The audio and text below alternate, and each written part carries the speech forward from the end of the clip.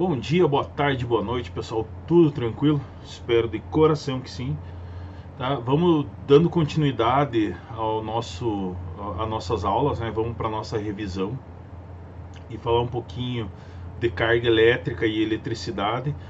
O que vocês precisam lembrar desse conteúdo, que a carga elétrica é uma propriedade de partículas elementares que compõem o átomo. Lembrar que o átomo é formado por prótons, nêutrons e elétrons, e eles que são responsáveis pela carga elétrica e repassar essa carga elétrica para outros átomos. Os prótons são aqueles que ficam localizados no núcleo do átomo e possuem a carga elétrica.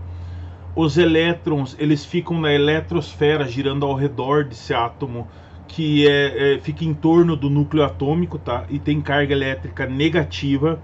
O nêutron, também localizado no núcleo atômico e não possui a carga elétrica. Lembrar da estrutura atômica, né? Onde eu tenho os nêutrons e os prótons no núcleo atômico e os elétrons girando em torno desse núcleo na eletrosfera. A unidade de grandeza de carga elétrica, né, no Sistema Internacional de Unidades é o Coulomb, representado pela letra C, e é uma homenagem a Charles Augustin Coulomb, que foi quem descobriu e colocou a nomenclatura das unidades de grandeza elétrica. Todos os corpos são formados por cargas elétricas, sem exceção, tá? Claro que se diferencia pelas suas propriedades de cada um, pois a maioria dos corpos, quando estão eletricamente neutros, eles possuem a mesma quantidade de prótons e elétrons. Então todos eles possuem em sua essência cargas elétricas, tá? A eletricidade é a área da física que é responsável pelos fenômenos associados às cargas elétricas, e o termo se derivou da palavra elétron, que em contrapartida se originou do nome grego âmbar. O âmbar é uma resina fóssil que, quando ela é atritada a algum tecido, ela pode passar a atrair pequenos objetos. A gente sabe que isso é indução, né? Você está atritando um material por indução, esse material vai adquirir carga e vai atrair pequenos objetos. Dentro de um contexto histórico, desde a antiguidade você tem observação desses fenômenos elétricos, tá? O efeito âmbar, os raios, as tempestades elétricas. Então você tem esse meio que como que se explica essa quantificação do efeito âmbar? Que a eletricidade ela é tão abstrata quanto a estrutura da matéria. Então, como toda matéria é formada por átomos, e esses por sua vez, né, tem as partículas dele, prótons, elétrons e nêutrons, todo objeto possui carga elétrica, e em determinadas situações eles ficam eletrizados. Por isso que se diz que a eletricidade é tão abstrata quanto a estrutura da matéria, porque ela pode ser eletrificada, tá? Independente do tipo de material, ela pode ser eletrificada com excesso ou com falta de elétrons. É claro que dentro desses materiais nós temos os materiais que são bons condutores e maus condutores, tá? Para eletrizar um corpo é necessário que o número de elétrons se torne diferente do número de prótons. Se esse número de elétrons for maior que o número de prótons, o corpo vai ficar eletrizado negativamente. Se o número de elétrons for menor do que o de prótons, ele vai ficar eletrizado positivamente. Tem que lembrar das cargas elétricas do átomo, tá? Como ocorrem os processos de eletrização por atrito, por contato ou por indução. Através do atrito a gente transfere, né? Atritar, esfregar um material no outro, nós transferimos grande parte da quantidade de cargas elétricas de um objeto para o outro. Uma ação mecânica provoca essa transferência de elétrons entre os objetos, o que acontece com os elétrons mais fracos ligados ao núcleo vão ceder elétrons ao outro núcleo, que fica negativamente carregado. Por exemplo, assim, quando eu faço o atrito do vidro com a lã, o vidro cede elétrons para a lã. O vidro fica com excesso de prótons, então ele fica carregado positivamente, e a lã com excesso de elétrons, carregado negativamente, tá? Para isso, assim, mas como que eu sei qual que é o material que fica carregado positivamente? Para isso foi feita uma tabela, né? Isso dentro de diferentes tentativas de erros e acertos para quantificar as cargas elétricas, e os materiais eles se eletrificam de acordo com as induções que são feitas entre eles. Então, por exemplo, assim, materiais que ficam com carga positiva, eu tenho a pele humana, o couro, pele de coelho, vidro, o cabelo humano, a fibra sintética, a lã, o chumbo, a pele de gato, seda, alumínio. Materiais que ficam carregados eletronegativamente, eu tenho o teflon, o silicone, o vinil, o polipropileno, filme de PVC, o isopor. Então, de acordo com o tipo de material, ele vai ficar eletrificado positivamente ou negativamente. É claro que você não precisa saber de cor, né, como cada tipo de material se eletrifica, mas tem que ter um conhecimento prévio durante isso, tá? Durante muitos séculos, assim, dentro do contexto histórico, o efeito âmbar e algumas observações do magnetismo foram as únicas contribuições físicas, até que teve a invenção da bússola pelos chineses, tá? No século I antes de Cristo. Então, quando se interessou pelas peculiaridades do efeito âmbar, se constatou as atrações de um ímã e de uma pedra âmbar. Elas são de naturezas diferentes, então quer dizer que elas possuem cargas diferentes. Testando outros materiais, pedras preciosas e vidros, se constatou que outras substâncias também apresentavam tais propriedades, né, de atrair objetos leves, ou seja, eles poderiam ser eletrificados por fricção. E a partir disso, passou-se a chamar esses materiais que apresentam propriedades semelhantes de âmbar de elétricos, tá? Essas condições, elas se dão de acordo com o tipo de material. Então ele vai passar essas características materiais de acordo com o tipo, a eletrificação, né? Se ele vai ficar positivo ou negativo, de acordo com o tipo de material. Em 1700, Charles Duffy, ele descobriu que corpos eletrizados podem atrair ou repelir outros corpos. Hoje nós sabemos, claro, corpos eletrizados, né, com a mesma carga elétrica, corpos positivos se repelem, e corpos com eletrização diferente se atraem, e corpos com eletrização iguais se repelem, tá? Então Duffy chegou a esse efeito, tá? Fazendo atrito com pedaços de vidro âmbar e com seda, e ele concluiu que tem dois tipos de eletricidade. Uma delas inerente ao vidro, que são as cargas elétricas vítreas, e outra inerente ao âmbar, que são as cargas elétricas resinosas, pois elas se atraíam. Mais tarde, o Benjamin Franklin, ele simplificou isso. Cargas elétricas vítreas são positivas, cargas elétricas resinosas são negativas. Então, quando eu coloco ali na minha tabelinha as composições do materiais, tudo que é composição do material a partir de resina ou a partir de material orgânico, ele é negativo.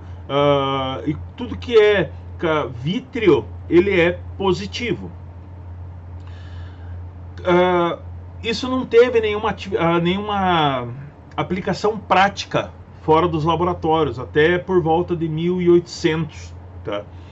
Que aí teve a invenção da pilha, por Alessandro Volta. Ele empilhou alternadamente discos de zinco e de cobre, separados, né, por um papel que estava molhado com salmoura, com água salgada. Adicionou terminais, pontas, né, nas suas pilhas, 2 fios, com um fio em cada ponta, e percebeu que encostando essas pontinhas saía uma faísca. Daí você teve a conclusão da eletricidade, que ela corre por meio dos fios, e chamou por meio dos fios, né? E chamou esse fenômeno de corrente elétrica. Então essa eletricidade estática, que se originou pelo empilhamento, desses discos de zinco e de cobre e com salmoura, hoje nós sabemos que isso gera uma organização dos átomos, né, e fazem com que esses átomos se direcionem para determinada região, e isso foi dado o nome de corrente elétrica. O conhecimento específico a partir disso, de características das cargas elétricas, só foi possível depois da evolução dos conhecimentos sobre átomos e criações de modelos atômicos. Aí conseguiu-se entender que a eletrização é a transferência de carga elétrica de um corpo para outro. Por isso que se você encosta num cabo de eletricidade, você transfere, aquela eletricidade é transferida para o teu corpo.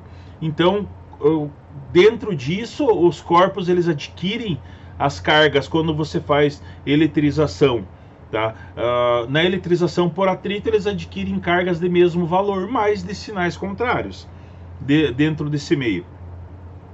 A eletrização por indução eletrostática, por exemplo, corpos que são eletrizados atraem cargas de sinais contrários e corpos eletricamente neutros. Tá? O indutor promove uma indução eletrostática, ele separa as cargas, ele organiza as cargas, é o que ocorre na organização de cargas elétricas. Você tem a organização dessas cargas, então elas vão se mover para determinado local. Quando você induz uma carga elétrica nesse material, ele vai separar as cargas. Se ele for eletrizado com carga igual, ele vai se afastar. Se ele for eletrizado com carga diferente, ele vai se aproximar. A eletrização que nós temos por indução eletrostática,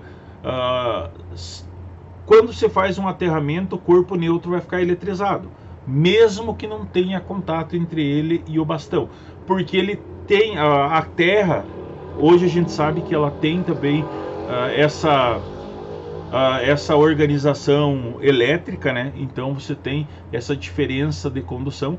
Por isso que nós temos os raios. Os raios são aquelas induções que ocorrem na atmosfera. Os átomos batem constantemente um entre os outros e isso gera uma excitação elétrica, e essa carga elétrica ela se organiza em tamanha quantidade que ela tem que ser dispersada para algum ponto. E daí, como a Terra ela é naturalmente eletricamente negativa, ela vai ser atraída para a Terra diretamente. Quando ocorre essa eletrização, o condutor, caso o indutor for positivo, o que poderia acontecer, por exemplo, se esse condutor fosse aterrado, que é o que acontece quando ocorre construções de prédio e fazem o aterramento, né, para os raios, é colocado o bastão e o cabo diretamente na terra. Ele vai ficar carregado eletronegativamente. Então ele se torna importante porque ele evita esses graves acidentes com corpos eletrizados. Porque o fio terra escoa, né, para o solo o excesso de carga elétrica, evitando choque ou faísca. Que a gente sabe que a eletrização positiva ela gera uma grande quantidade de dispersão de energia. Então você tem que aterrar para que, por exemplo, se ocorrer uma descarga de raio em algum prédio, aquele condutor leve aquele excesso de carga para o solo e ele divida, né, ele acabe neutralizando aquela quantidade de carga. A eletrização por contato ela vai acontecer quando dois condutores elétricos, quando dois condutores são eletrizados, né, um é eletrizado e o outro fica neutro, quando eles são colocados em contato físico. Então você pega um corpo que ele é inicialmente neutro e um corpo positivamente carregado ou negativamente carregado e vai encostar esses corpos e ele vai repassar parte da carga para o outro corpo, né? Ele acaba induzindo parte da carga para esse corpo. Ocorre quando nós, por exemplo, no dia a dia, nós agregamos eletricidade eletrostática no nosso corpo. Por isso que às vezes quando você chega perto da TV, pega na maçaneta do carro ou na fechadura da porta, dá aquele choquinho, né? Porque você tem diferença de carga elétrica dentro desses átomos. Nós estamos carregados eletropositivamente. E daí, por isso que é bom caminhar na terra, na grama, de pé no chão, porque daí nós vamos neutralizar essa carga. Neutralizar quer dizer que a gente vai aterrar o nosso corpo. A nossa carga positiva, como nós estamos carregados eletrostaticamente, vai ser repassada para o solo e vai ser neutralizada. Quando ocorre a eletrização por contato, o corpo neutro ficará com carga elétrica de mesmo sinal ao corpo eletrizado que ele encostar. Então, se eu tenho o corpo neutro, voltando lá no meu corpo neutro, eu pego um corpo positivo e encostei, aquele corpo neutro vai ficar positivo. Se for negativo, o corpo neutro vai ficar negativo. Quando eu tenho essa transmissão, né, de eletrificação por atrito, que a gente já comentado em sala dos caminhões, né, que alguns caminhões de combustível andam com uma parte de borracha ou uma corrente que em contato com o solo, com o asfalto, é para que, como ele está se deslocando, a pressão do ar, das moléculas do ar, vai gerar uma eletrização em torno do caminhão. E para que não ocorra nenhum acidente por essa eletrização que vai organizar os átomos, né, e vai produzir corrente, é colocado esse aterramento para que isso repasse para o solo e mantenha o caminhão neutro, sem carga elétrica, para que não ocorra algum acidente e o caminhão exploda ou pegue fogo ou algo do gênero. Quando eu falo em eletricidade, eu tenho que lembrar dos meus condutores e isolantes elétricos, tá? Condutores e isolantes são os materiais elétricos que se comportam de maneira oposta no que diz respeito à passagem da corrente elétrica. Enquanto os bons condutores permitem a movimentação de elétrons, os isolantes dificultam essa movimentação. A movimentação da passagem elétrica, tá? Por exemplo, assim, eu tenho como isolantes, né, bons isolantes, a madeira, a borracha, o vidro, o papel. Mesmo que eles passem parte da carga elétrica, ela não é significativa para que ocorra uma passagem eficaz, né, dessa corrente elétrica. E eu tenho meus bons condutores, que são os metais, o ferro, o cobre e o alumínio, que eles permitem, como as moléculas são mais próximas, eles permitem que ocorra uma boa passagem da eletricidade. Então eles são bons condutores. Dentro disso entra o corpo humano, o ar úmido, o solo. Então, como a proximidade das moléculas é grande, acaba sendo uma boa passagem de eletricidade por esses condutores. Deem uma olhada no material que está em anexo, pessoal. Espero que tenham entendido. Qualquer coisa, mandem os questionamentos que a gente vai tirando no decorrer do período, tá? Um grande abraço, um beijo e fiquem bem.